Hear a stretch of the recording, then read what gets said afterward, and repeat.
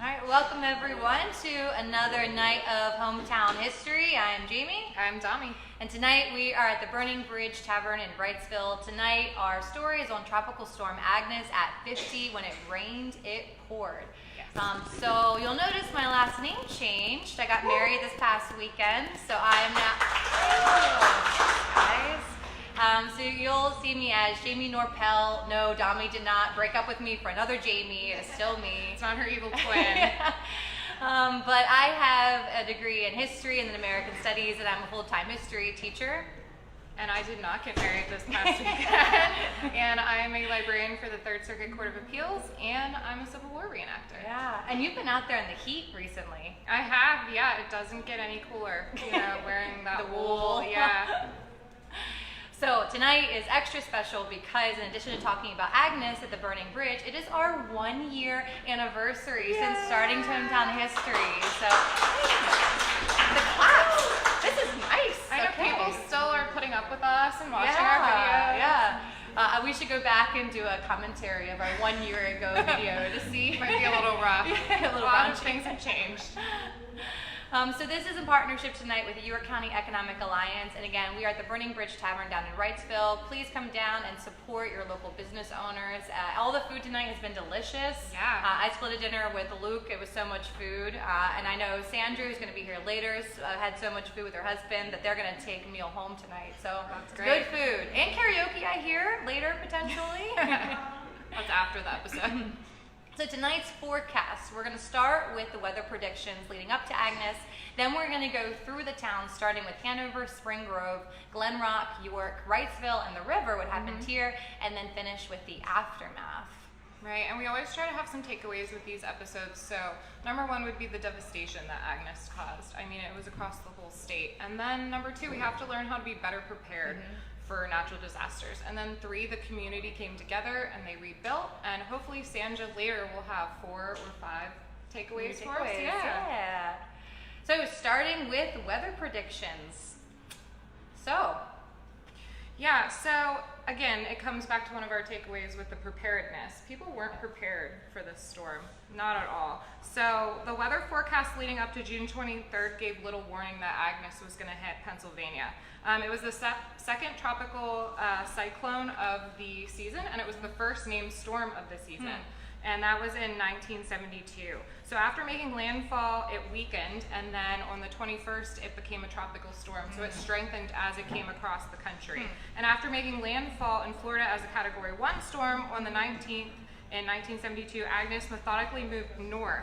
It curved into the Atlantic before hitting land again in New York, and then later in the month, merging with another storm system over Pennsylvania to cause widespread catastrophic flooding. So, I mean, this really caught everyone unaware. So the YDR tells the weather forecast for the days leading up to Agnes hitting York County. So on Monday the 19th, it said cloudy, chance of rain, high in the mid-70s. So, you're not really going to think that a tropical storm's about to hit you. Yep. Tuesday the 20th, rain developing, high in the 70s. Wednesday, June 21st, rain, high in the 70s, 5 p.m., the rain starts in earnest. And this is when Agnes really makes herself known. Wednesday going into Thursday night.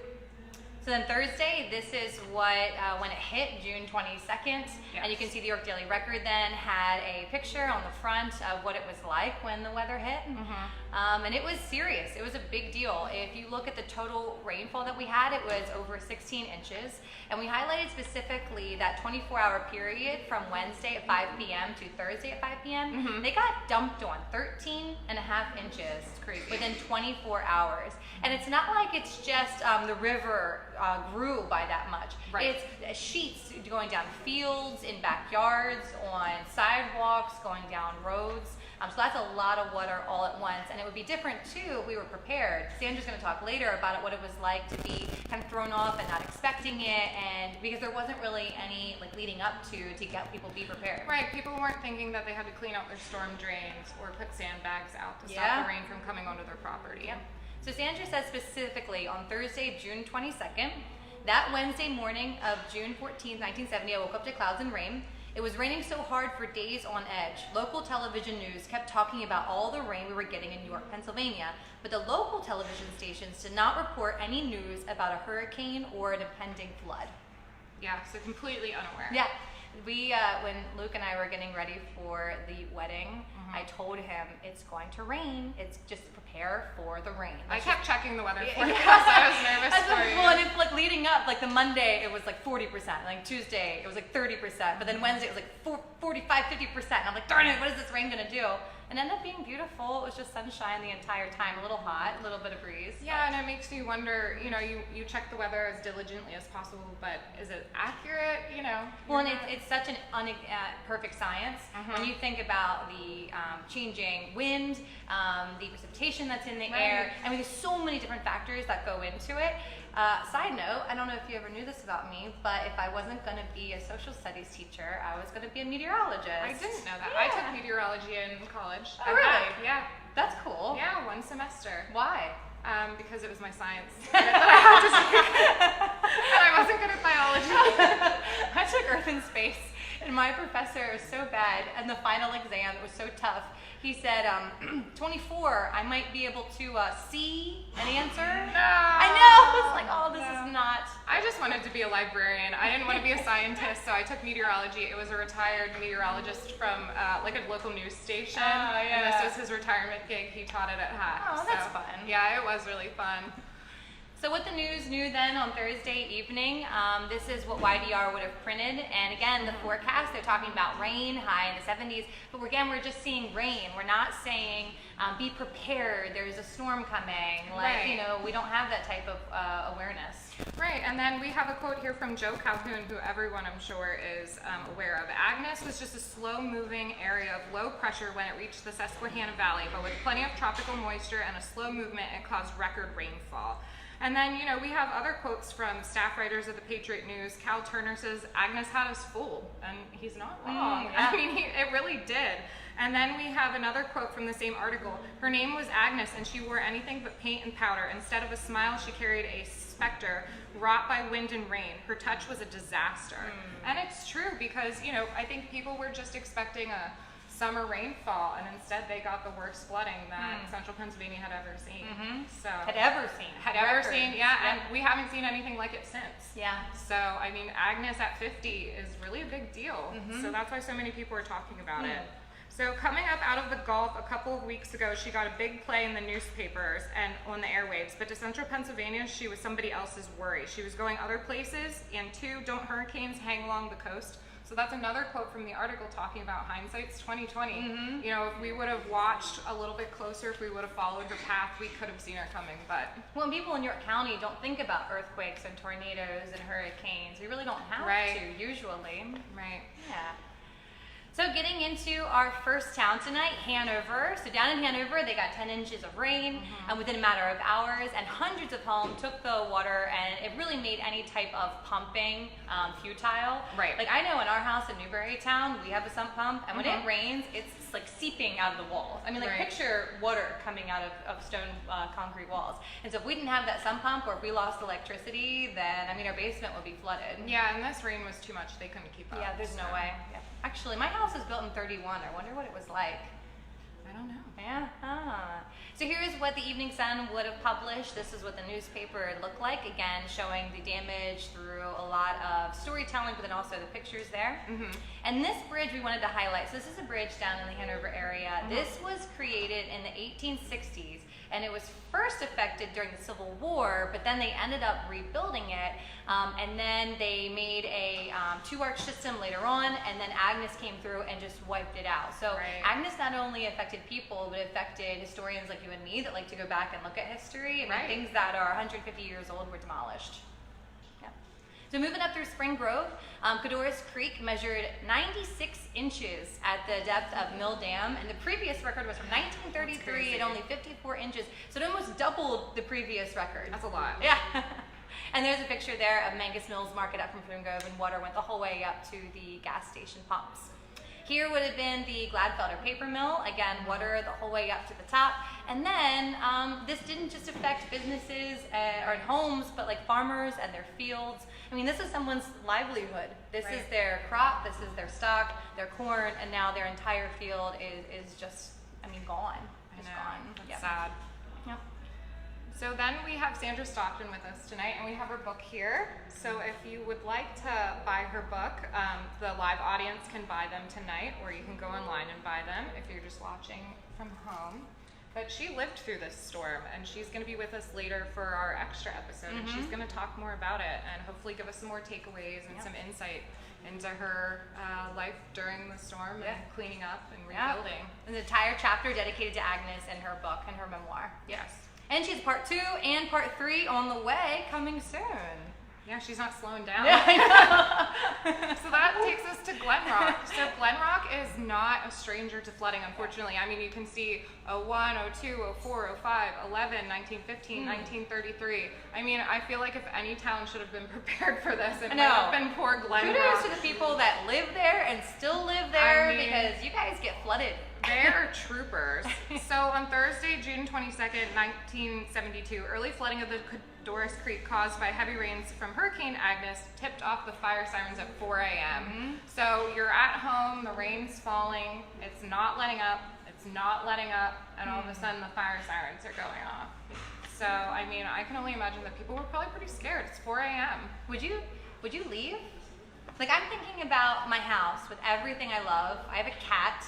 I mean, I'd be scared, but I mean, think about like even Louisiana, Katrina. Right. You know, like it's so easy to say, why didn't they get out of there? But I mean, what would you do? It's just rain. It's just water. That couldn't hurt, right? I mean, I think if I lived in a place like Louisiana where they can track those storms more easily and they knew the hurricane was coming, I might evacuate if I had time.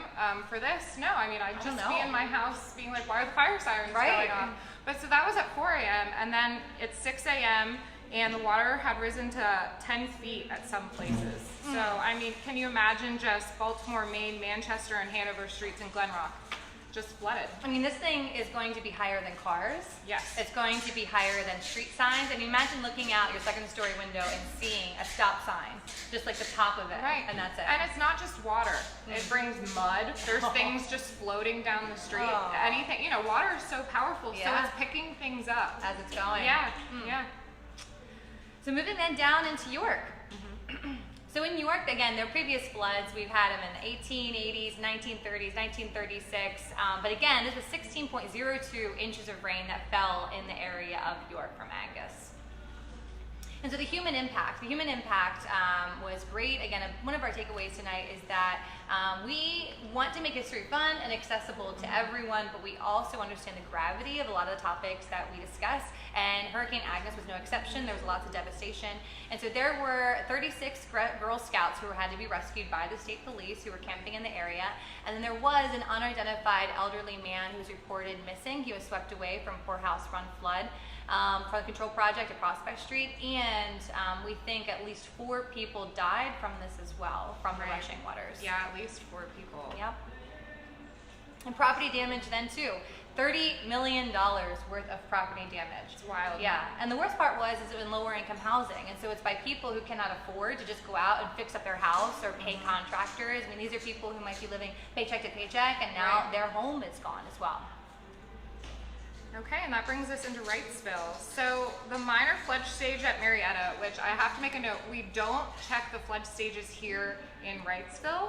All of that is measured across the river in Marietta. I wonder why that is. I was talking to Jim actually, and he said something about the National Weather Service just has designated areas, and Harrisburg is one of them, so I think that's our West Shore point. Okay. And then so on the East Shore, it would be Marietta. Okay. So that's our counterpart for that. So at 17 feet, if you're going to reach flood stage, it's 17 feet in Harrisburg, but 49 feet here in the Wrightsville, Marietta area. Yeah. So picture that difference for a second. Yeah. 17 feet in Harrisburg, 49 feet. Well, and that's how much flood water could be handled. Right. So Harrisburg can handle 17 feet, and Marietta can handle 49 feet, but Harrisburg reached 33.27 feet. So that is crazy. And it's the only time the river crested above 30 feet. And in Marietta, the record high of 64.54 was set in 1972 by Agnes. So, I mean, these are blowing these numbers out of the water. doubling them. I know. Yeah. Yeah. So, I mean, that is just catastrophic. And there was people just floating down Main Street in Wrightsville in their boats. You know, and I say that jokingly, but I'm serious. We have pictures of people in their boats on the main streets. And again, water wasn't the only problem. There was tons of mud, and these people who live close to the river, they vividly remember that when they went into their houses afterward, you know, you're thinking of water damage, but once the water recedes, you're just left with mud. And like, think about your drywall. That's going to disintegrate. It's crazy. It's completely, it's not just cosmetic. Right. Structural too. And this picture is from Wrightsville, and we're in Wrightsville tonight. And so you can see Jim McClure, who is our third hometown history teammate. Yes. He's more of the behind the scenes research computer guy, but he pointed out to us that you can see John Wright Factory Outlet, the restaurant there. It's about in the center, and how the water was the whole way up to the factory. So again, like, it proceeded way inland than what they were expecting. And just like Dami pointed out, people were floating around their boats. I'm sure it was just a wild sight to see. Wow. There's no roads anymore, it's just waterways. Yeah. We, my lovely now husband, we have a sailboat in our backyard that he purchased for $300. So picture that beautiful image in your head. And we've gone sailing, and it's been a lot of fun. But now we have an excuse to have it. If we ever flood in Newberrytown, we have a sailboat to get around. I wonder how far you guys would get in that boat. Little did I know he's actually a prepper, saving, thinking about the future. So I have to thank him for that. That's fantastic. So we have some shared memories. What's great about what Jim does with Retro York and what Dami does with preserving the history of Newberrytown is they create these online platforms for people to go and share. Hopefully you're online watching us from one of these platforms. It's just been a great community builder. Yes. People give social media a bad rep, but like really you guys are making it, like, helping build our community because of it. I think it's how you use it, and I think it's what type of people use it. And these groups are for people who want to share their history and share memories from the community and have them preserved for a while. You know, it's a modern day yearbook or a modern day scrapbook for people. Yeah, I like it. Oh. So Greg Halpin, who is a friend of ours, he's into the history community. He shared this quote. He said, "I can remember watching my dad and others in the boat using an oar to try to find the top of the trailer under the water as we watched from up on the railroad track." So this was a trailer that they had down in Clyde, close to the river, and you couldn't even see the top of it. Nope. And I'm pretty sure the one that sat next to it floated at least 100 yards away. Oh, man. It just right off the blocks and floated away. So I think they were pretty happy that at least they could find theirs. They could find it. Even though it was underwater. Can you imagine having an oar and trying to hit the top? I wouldn't even know where to look at that point. Yeah. I'm really impressed that he got his bearings and could figure out where to look for it. And then he said, "Oh, what a mess that was to clean up. Mud, and more mud and debris." Yes. You know? Another friend of the program, Jerry Jones. I feel like we always find an excuse to insert Jerry Jones in our stories, the geologist of York County. He's got things to say. So he had this great story of a first date that occurred on the night of Agnes. So he said he grew up in New York and fought for months to get a date with a girl that lived across the alley. She finally agreed, and we went on a date the night Agnes hit. I think I would have called that off. I think I would have said, talk about a bad first date. I know. She said, "I finally agreed." Oh wait, we went to the Stony Brook Drive into the movie. I lived near the fairgrounds, so returning home, I got stopped by folks on Route 30 and George Street because of the flooding. I got on 83 and got off at Philadelphia Street. When I went across the Cadorus Creek, I noticed the stream was 2 feet from coming over the stone wall at Lafayette Plaza. I got to Madison Avenue and Carlisle Avenue and hit a lake of water flooding out of the car.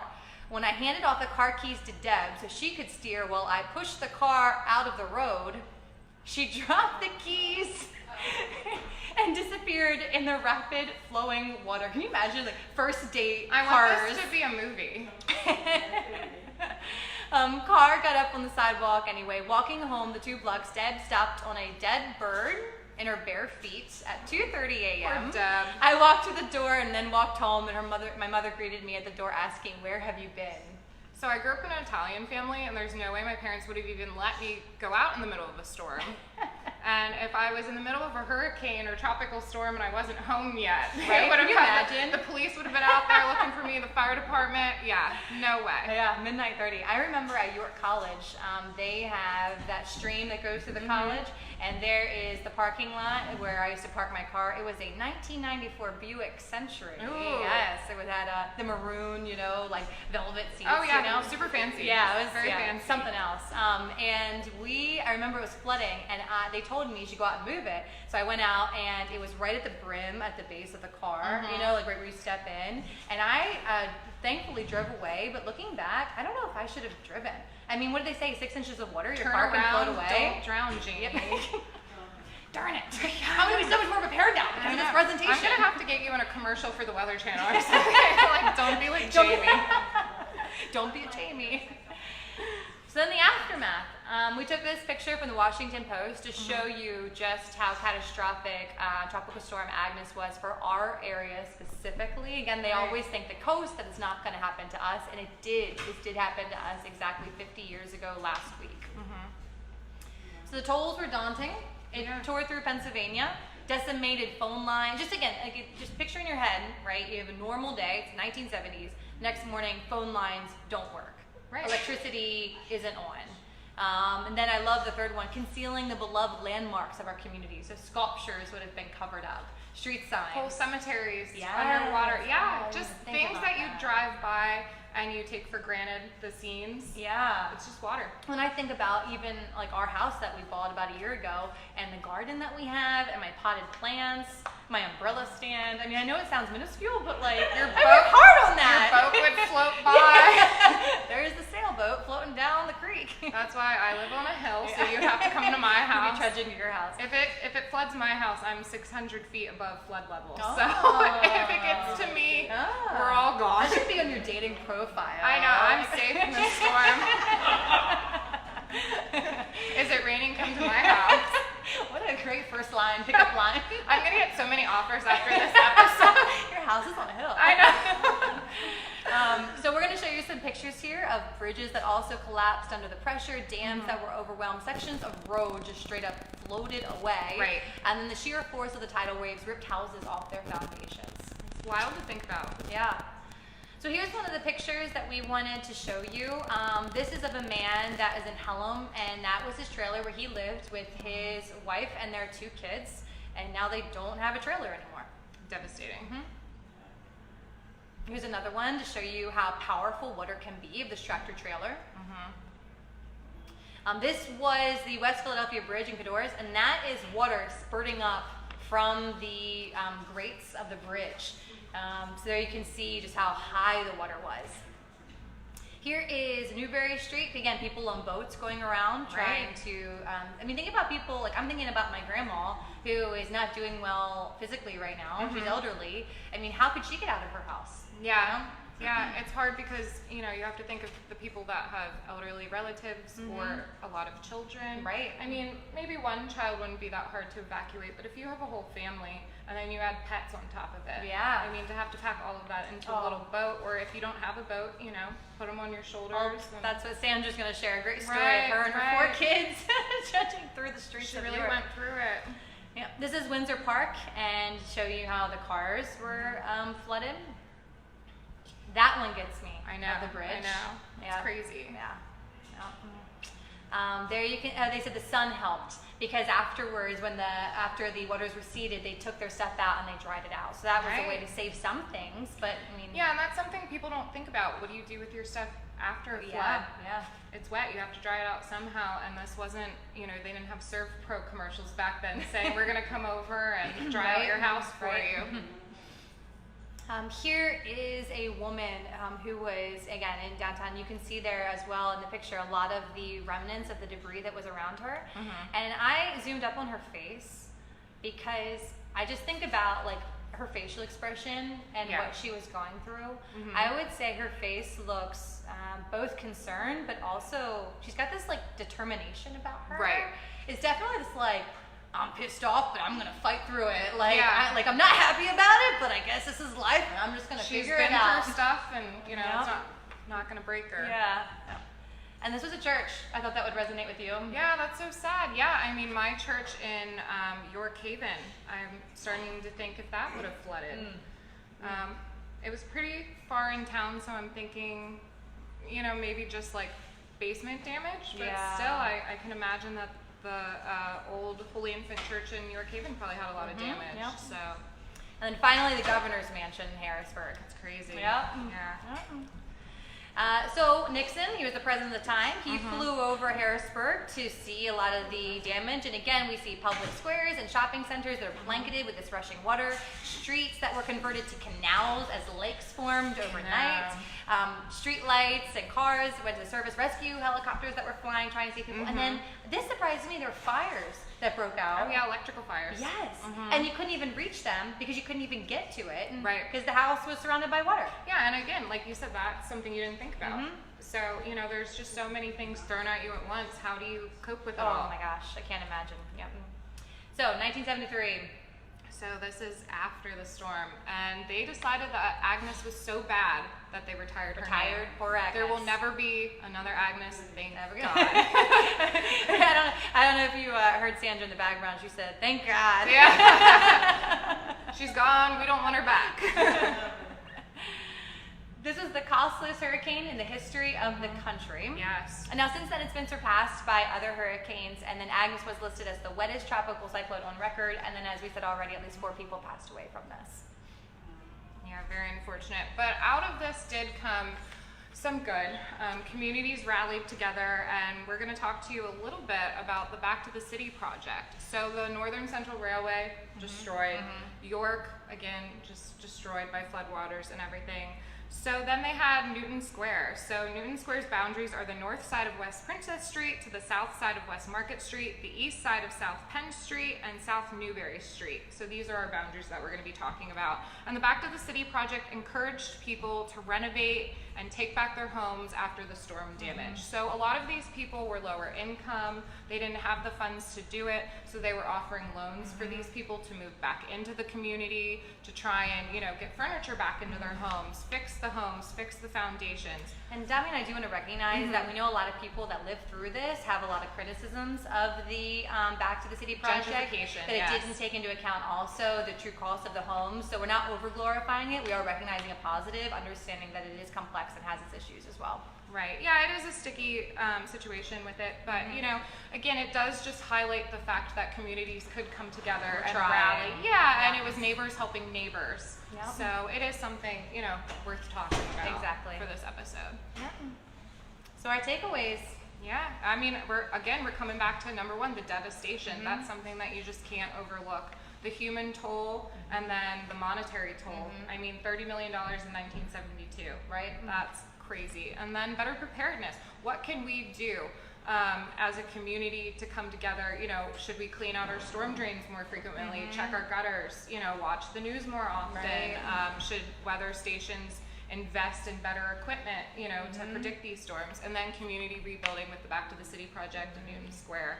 And then, of course, Sandra's going to be talking about that too. She talks about how her and her community got together and they helped each other, and they didn't just leave each other out there to fend for themselves. So there were, a lot came out of it, and it was horrible, but some good things did come out of it as well. I remember back with the storm that we had in the fall. Yes.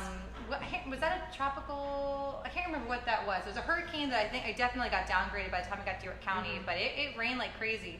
And we actually had a virtual learning day. Yes. The school decided to keep us home, and we had water at a perfectly newly renovated house, new drywall and everything, which is terrible. I hate drywall. It gets in everything because we did it ourselves.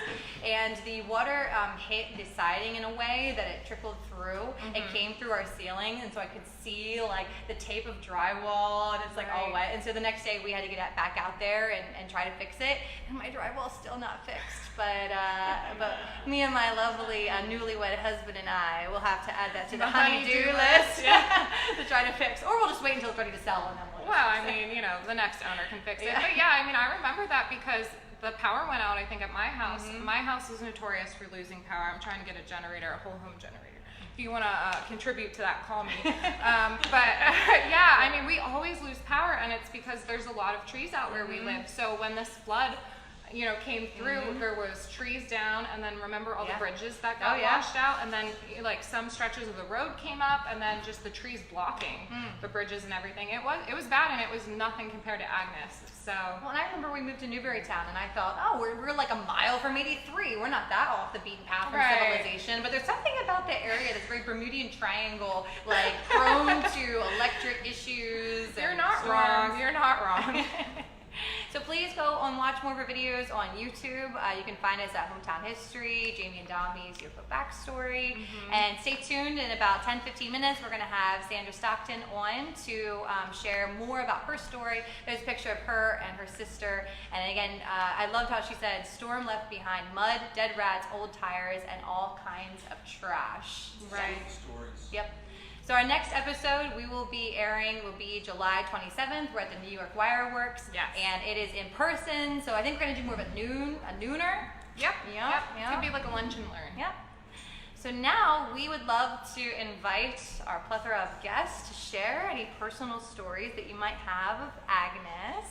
Oh, awesome. My lovely stepdad, who I may have. This wasn't planned at all. So, at that time I was 3 and a half. My father was a local biologist that studied fish. So he was the man that companies called whenever there was fish problems in the area. And Agnes came up at Brunner Island so far that there was a fish farm right below the Brunner Island power plant. And they were raising this fish called tilapia, which is a foreign fish. And during Agnes, the tilapia escaped from the fish farm and got into the river, which is an incredibly invasive fish because they raise their young in their mouth and they were very successful, and they would potentially wipe out a lot of our game fish in the rivers. So I remember riding with my father to Brunner Island upstream, downstream, and the warm water effluent that was coming out of the power plant for months after Agnes to do surveys to make sure that the tilapia were successfully eradicated from the river. And the way they had to do it was that Brunner Island power plant had to shut down for 4 days. Now the power plant produced an incredible amount of power to the local areas. It's a massive cost expense that went because of this. But there's a hot water effluent from the washdown towers which heat up this water on this little tributary beside the river there at Brunner Island, and that water temperature was around 95 to 97 degrees all the time. And a lot of fish would be in there, and it was a great place to fish, and the tilapia need warm water to live until they adapt slowly. So they had escaped into that warm water effluent and stayed there. So the only way to eradicate them was to shut that power plant down for 4 days to get that water temperature to lower down to normal river water temperature, which is in the 60s, 70s at the time, and luckily killed the tilapia out of the area. If enough time would have gone by, they would have eventually acclimated to the natural water temperature of the river, and we would have had a serious problem. That's so interesting. One other point I wanted to make is just to put a perspective on how much water 12 inches of rain is 1 cubic foot of water is 7.48 gallons. Wow. So if you have an acre of land, and that square footage equates to 325,000 gallons of water in your, so if you have an acre of land, you just got 325,000 gallons of water on your property. If you have 10 acres of property, it's 3.25 million gallons of water that day on your property coming down. Kind of puts it, you know, it's hard to imagine that a foot, cubic foot is 7.48 gallons. Wow. What it is. Just to show you that even when the rain stops, it doesn't It's mean gotta go that somewhere. all that water is still running. Mm-hmm. And you know, I mean, you look across fields and fields and fields of farms and stuff that have hundreds and hundreds of acres. It's just mind-boggling how many billions of gallons of water that is. Yeah. All right. Well, thank you all. Know the story? No, question. Question. Did Jerry get a second date? He did get a second date, and it went so well that he even taught her how to drive, and she never dropped her car keys again. Go Deb. Yeah. Cool. Well, thank you, everyone. everyone. So thank you for coming out. We really appreciate it. Yeah, so thank you, yeah, stay tuned everybody. for Sandra.